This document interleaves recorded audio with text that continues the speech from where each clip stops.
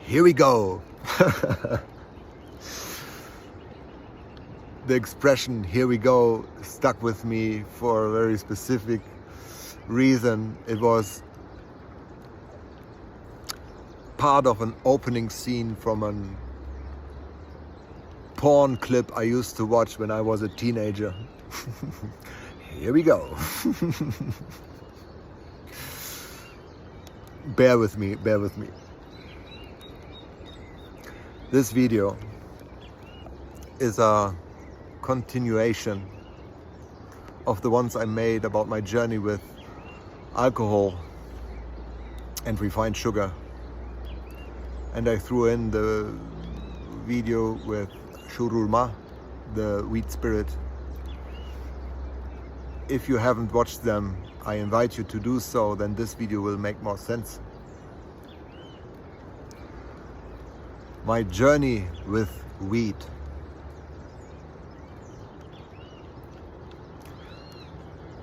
I cannot really pinpoint the time when I started using weed more consciously. And I guess it was around when I was part of the psychoactive community in Germany. And that relationship deepened when I moved to Brazil.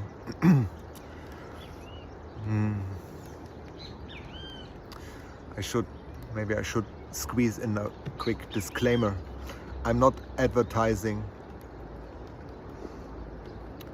illegal drug use. Psychedelics are not for everyone. Here in Brazil, where I live, many psychedelics are part of the cultural heritage and are legal. And overall, there's a fairly big gray zone that allows me to produce my own medicines. So this video is more about conscious drug use.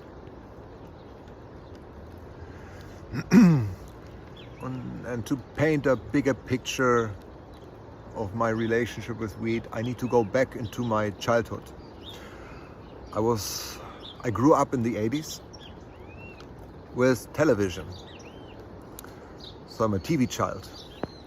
I wouldn't say TV program, but movies. Movies, they have been soothing companions.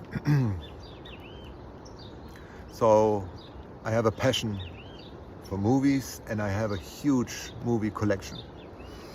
And I have a very specific,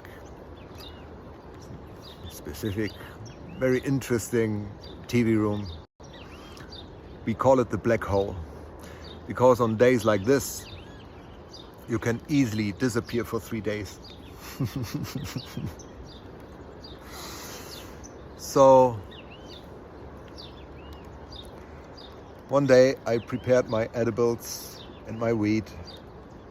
I went on the couch and I was really on a high altered state of mind. And to weave this in very quick from Shururoma video, when you smoke weed, the frontal cortex, the critical mind, the volume is turned down. You enter a threshold for a more receptive, open, receiving state of mind. So there I was on my couch, and on the screen I saw grass. And suddenly I had somewhat the sensation of feeling wet grass under my feet. And I was like, wow, that's crazy. What the human brain can do if one part is somewhat shut off. Can I push it further? Can I play with feelings so it shows the main character, the hero in this movie,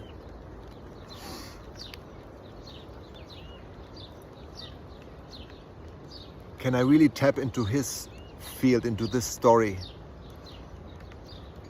And it was an absolute incredible experience. What I mean by that, it's not Toma anymore sitting on his couch and experiencing someone else's story on the screen. No, it's almost like you go into the TV, inside the story. And I'm trying to shut down, to ignore my moral filter, what is right and wrong, and really tune into the character's perception of his reality. And after this movie, it was like, I was so baffled. I thought maybe I should try the same with the character of the villain. So I watched the movie again. And after that movie, you know, polarity, duality, contrasts. Completely different movie. It was a completely different movie. And I was a completely different person after that experience. It's like for a few hours you have been a different person. And in a way, it helped me to refine my empathy. I really like heavy, graphic movies that have a message, that make you think, that have hidden Easter eggs in it and codes weaved in.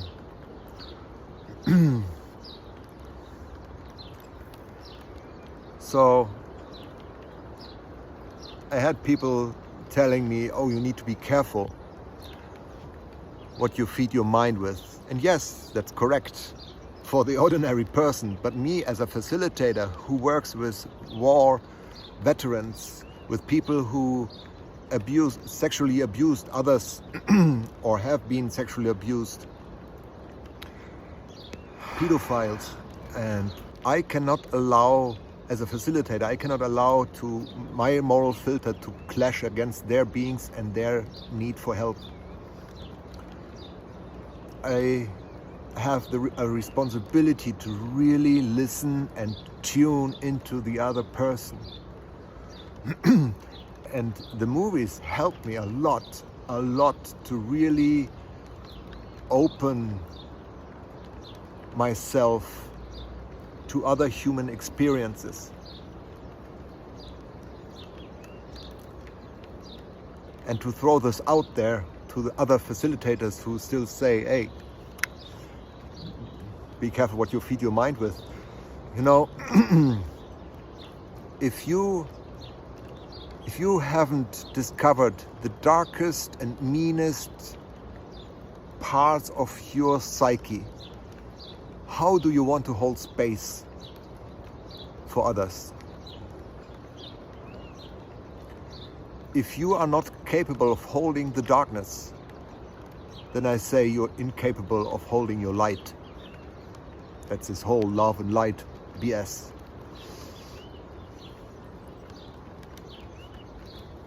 Here we go.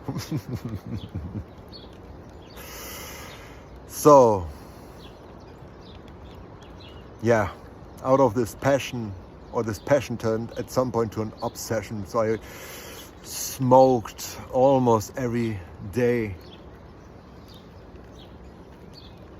And I walked around and I said, I preached. This is a medicine, not only a medicine, it's a tool. Oof. So at some point I didn't get high anymore, and my whole body was complaining, telling me, buddy, it's time to stop. So I made a decision to stay 1 year sober. It was a beautiful experience, challenging. And after 1 year of sobriety, I sat down and invited Shururuma to enter my system again.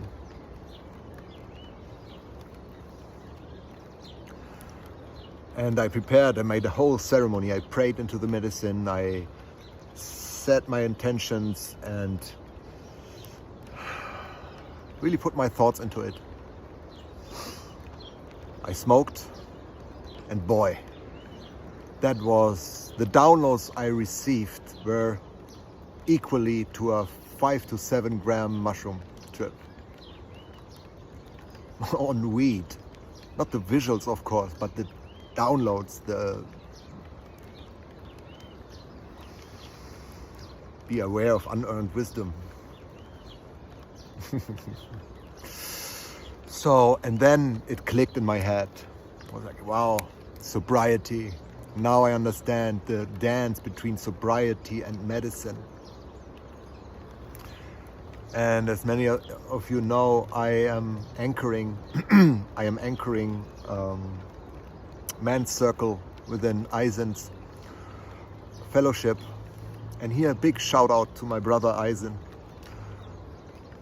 I once saw a podcast with him and another brother, sorry I don't remember the name, that inspired me a lot. And Eisen was talking about his relationship with weed, and he said, man, how can I lead man into self-discovery when I am under the influence of a substance? It's not 100% me. And that hit me. So I worship sobriety. And once a month within the fellowship we have a fasting weekend. That's the only weekend when I allow myself to sit with medicines. So it's a ceremony, it becomes a serious ceremony. So when the day comes to sit with the medicine, I celebrate it. And the medicine shows up in such an intensity that is really mind-blowing. And when the weekend is over, a hard cut. It's not easy, the desire is still there to keep smoking, but knowing that this sobriety increases the intensity of the trip provides the drive. And every day I come closer to the next weekend. It's like every day is a celebration. Wow, 28 days, 27 days, 26 days, and wow, let's fucking go. Oh. Sobriety. I'm gonna make an extra video around sobriety. The end boss. Oh. So maybe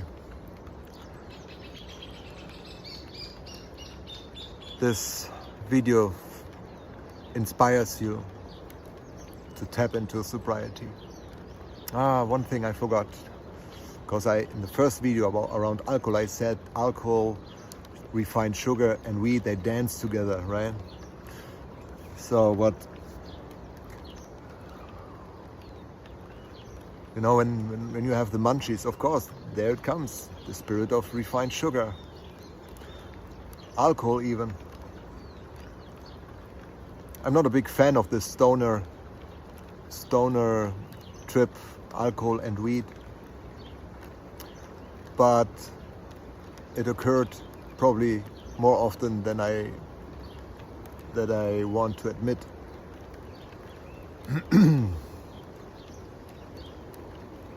However,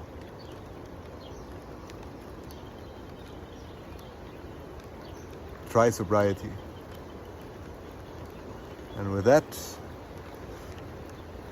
the rain brings the closing.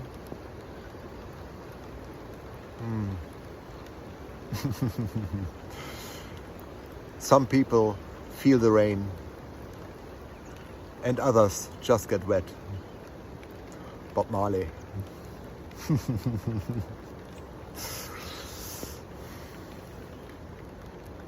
I think I'm fulfilled with that movie. 15 minutes should be fine.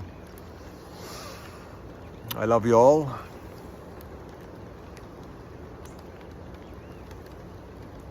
See you soon.